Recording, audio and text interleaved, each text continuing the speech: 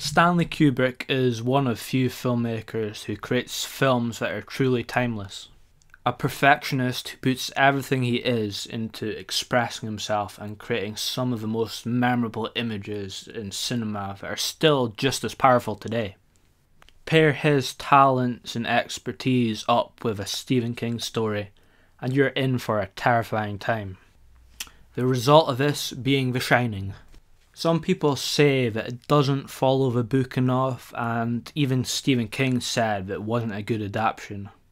But novels and films are two very different beasts, and I think that Kubrick picked the perfect parts to create a pure cinematic experience.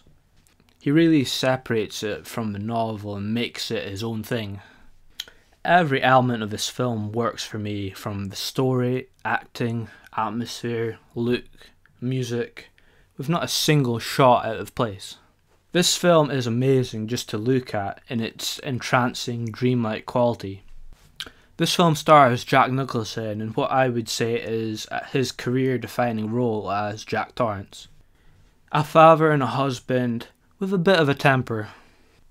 His son Danny has some emotional problems as he creates an imaginary friend. Match this with the worried nature of the wife Wendy, played by Shelley Duvall, who does anything in order to protect their son Danny. Jack gets the job of being a caretaker for the Overlook Hotel over the winter period. He brings his wife and son to keep him company over the break. He thinks that it would be a perfect escape from it all to get peace and quiet to work on his book. Everything starts to go wrong when Danny starts to see gruesome images which is brought on by his gift, known only as The Shining. This shining gift makes sounds and images from beyond become clear in his mind. Even Jack is also affected by some of these images. The mysteries of the hotel are unleashed since their arrival.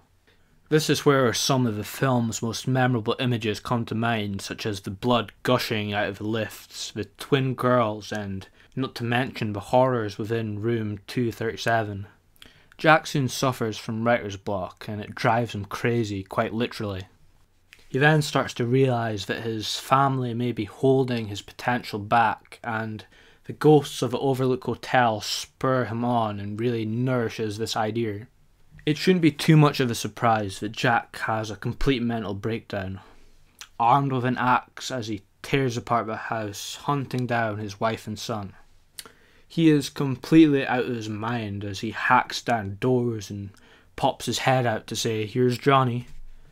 Jack cuts out all contact from the outside world, which would make it impossible for them to escape his madness.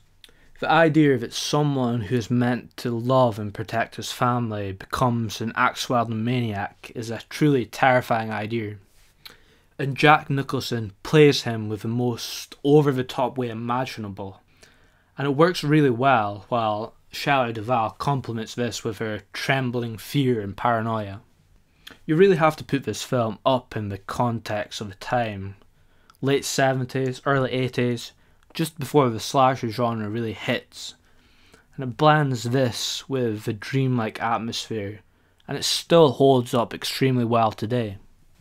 A fun fact, Kubrick showed the cast and crew Eraserhead, which is a film with a really weird atmosphere and obviously one of my favourites. He showed Eraserhead to get everyone into the right mindset. The film is packed with so many details that even after seeing it a few times, I'm still noticing new things about it. The other day when I saw it, I noticed that in a lot of scenes there's a mirror faced up towards Jack, and I see that as expressing the flip side of a character, sanity and insanity. And then there's always that idea of how this guy frantically flips between the two sides. I also start to notice things early on in the film which echoes what happens later on. An example of this is with the similarity with the shot where Danny is riding about weaving through the corridors, and later on where he's frantically being chased through the maze. I really cannot say enough good things about this film.